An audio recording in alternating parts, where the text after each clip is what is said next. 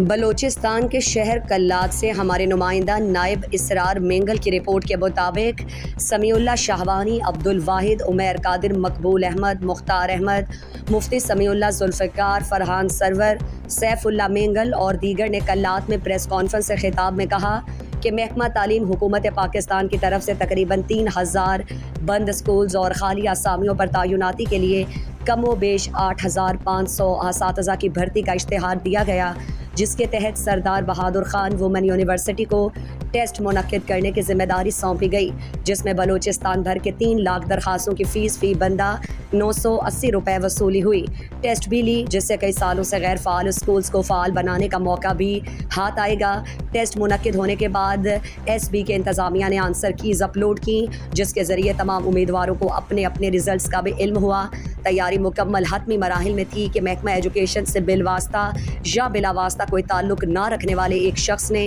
عدالت عالیہ میں کیس دائر کر کے لاکھوں امیدواروں کی محنت پر پانی پھیر دیا، اور عدالت عالیہ نے حکومت اور محکمہ تعلیم کو سنے بغیر اسٹے آرڈر دے دیا۔ بلوچستان میں تقریباً 3000 کے قریب اسکولز بند ہیں۔ عدالت عالیہ سے درخواست کرتے ہیں کہ وہ اس کیس پر نظر ثانی کریں، قابل اور تعلیمی یافتہ نوجوانوں کو میرٹ کی بنیاد پر تعینات کرنے میں اپنا کردار ادا کریں، بصورت دیگر ہم آئین کے تحت احتجاج کا حق محفوظ رکھتے ہیں۔